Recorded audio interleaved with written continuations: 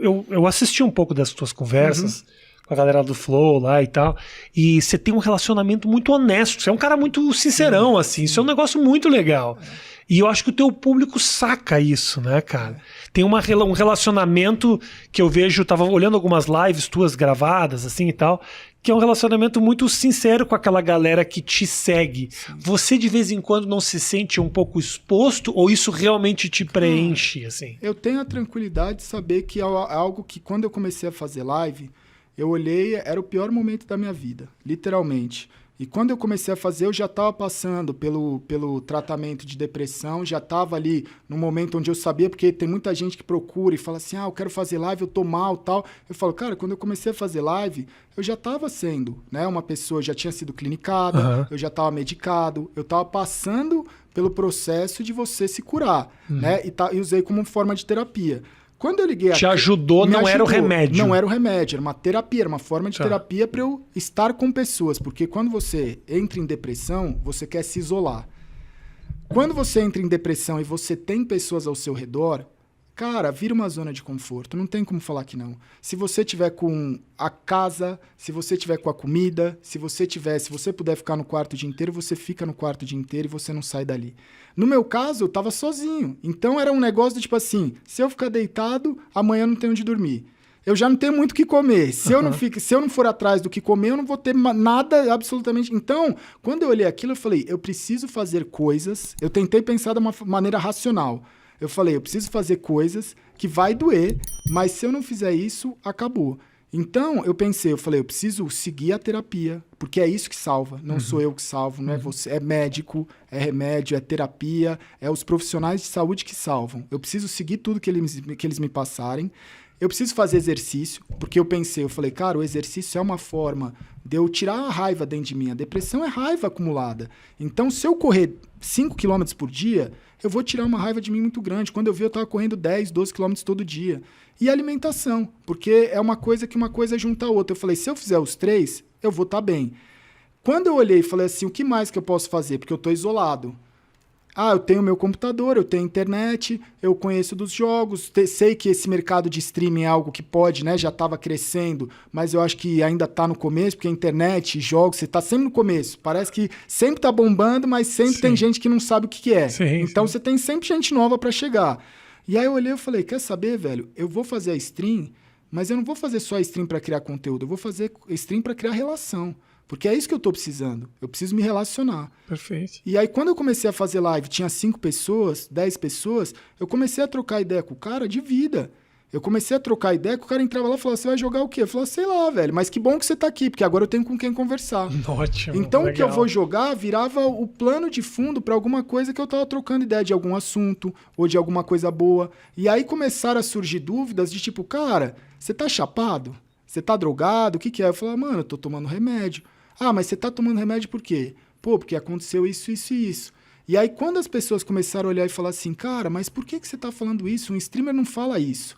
Aí eu falei assim, cara, a gente tá no meio da madrugada. Eu fazia live, começava às 8, madrugada inteira, até o horário que eu aguentava, até meio-dia, 11 horas. Eu não gostava muito dos todinho, que eu chamo a molecada. Dá meio-dia, eu falava, saída do colégio, não vou ficar aguentando os todinho no chat. Porque naquela época eu tava, né? Você também tá raivoso. Claro. E aí, no meio da madrugada, uns caras vinham com os papos e eu falava assim, mano, se eu não te contar a minha história, por que você vai me contar a sua? Sabe? Porque você tá fudido, eu tô fudido. Você quer vir aqui, quer me contar algo pesado. Eu também quero, tá ligado? Eu também tenho esse direito. Claro. E aí a gente começou a estabelecer uma relação onde eu falava assim, cara, quando você erra, né? Você muitas vezes erra por não ser, não é uma pessoa que a pessoa que erra ela não é uma pessoa do mal. Você tá aprendendo. Né? Você vai cometer erros na sua vida. E tem coisas que você vai passar que a culpa não é sua. Igual eu estava falando lá de separação, briga familiar, muitas vezes a culpa não é sua. Então você vai ter vergonha disso. Coisas que aconteceram comigo, o pessoal falava, você não tem vergonha? Eu falava, mas mano, a culpa não é minha. Por que eu vou ter vergonha de falar que aconteceu isso, ou que aconteceu aquilo, ou que eu passei por isso? Eu falava assim, cara, se eu não tirar isso de dentro de mim e dividir com as pessoas, eu vou ficar segurando esse peso. E esse peso vai se transformar de novo em depressão ou em alguma coisa que eu acho que foi muito mais racional pelo instinto de sobrevivência. Eu acho que isso aí foi instinto de sobrevivência. Eu lembro, hoje minha vida mudou completamente. Deixa eu te interromper rapidinho. Matheus, não precisa nem interromper a gravação. Eu tô sentindo que tem alguma interferenciazinha aqui, cara. Eu tô ouvindo também. Então, alguma interferenciazinha, com a coisa tão, que eu nunca tinha sentido. Tira o mic e bota de novo. Não precisa nem interromper a gravação aqui, porque até justifica o fato da gente ter falado com interferência. É um sonzinho, parece uma música de fundo, uma pessoa falando baixinho. Um radinho parece assim, sabe? Quase zero agora. Alô. Alô, 1, 2. Não, melhorou bastante. Melhorou bastante. Foi? Desculpa interromper. Imagina. Tivemos uma interferência de uma rádio. Por favor, pessoal do Horário do Brasil, não transmite mais enquanto eu tô gravando aqui, tá bom? Um abraço pra você. Interrompe. O cara tava abrindo o coração aqui pra mim. Me fala, deixa eu te perguntar, tu tava falando a respeito da depressão, aquele momento que você falou que era um momento familiar muito complicado. Sim. O que exatamente estava acontecendo dentro de casa para que você... A não ser a questão financeira que você me disse. Não, mas você tá falando do começo. Isso. Não, o episódio da depressão foi recente. Foi mais... eu não sabia.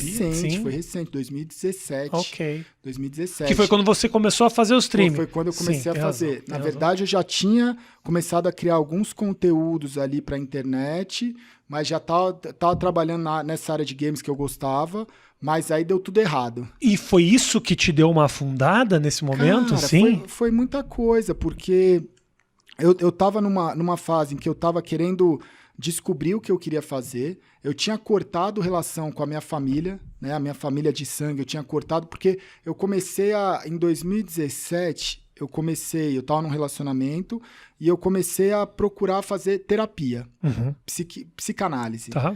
E aí na psicanálise eu comecei a mexer em muitas gavetas e coisas do passado, da infância, principalmente dessa parte mesmo de infância e pré-adolescência e coisas que como foram vindo à tona, que foram muito pesadas. Eu assisti no Flow você falando, teve um episódio de abuso lá atrás. Então, assim, cara, abuso sexual, acho que o abuso psicológico, de você ser uma posse, né? De existir, eu acho que dentro da sua casa, coisas que você olha assim e você fala, cara, é muito...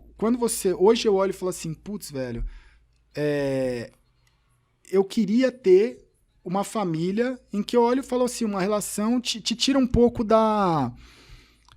É a inocência mesmo. Depois Irmão, que você perde isso, a vida muda, cara. As experiências que a gente tem familiares na infância, como as que você passou, como todos nós passamos algum tipo de experiência, obviamente a tua foi muito dura e tudo mais, nos marca para sempre e cria e molda a nossa personalidade. É muito louco como a infância, ela basicamente pavimenta a estrada pro resto da tua vida. E por mais assim que eu sempre fui essa pessoa de buscar me relacionar e ter amigos, eu percebia que eu sempre tive muita raiva em muitas coisas. Eu sempre tive muita raiva, eu sentia muita raiva, eu tinha muita raiva. Minha mãe falava que eu tinha muita raiva com ela e ela não sabia o que era. Sabe? Só que o seu cérebro, ele vai de alguma forma bloqueando aquilo, deixando aquilo de lado, escondendo aquilo para você mesmo. E eu acho que você vai passando isso, só que vai internalizando de uma forma que cada um tem um jeito. Então, eu olho assim e falo várias coisas. Hoje eu consigo entender as atitudes que eu tive na minha infância e na minha pré-adolescência, que eu falo, mano, que doideira, velho, não era culpa minha. Isso eu acho que é um negócio, porque eu virava e falava assim, mano, eu não quero ir pra balada. Quando eu era, tipo, sabe, negócio de matinê, eu odiava matinê. Eu odiava ver o relacionamento assim, tipo, eu nunca tive na época da pré-adolescência e da adolescência, aquele desejo louco de, nossa, eu preciso ficar com uma garota, eu preciso sair pra paquerar. Eu olhava aquilo e, de alguma forma, aquilo não me fazia bem.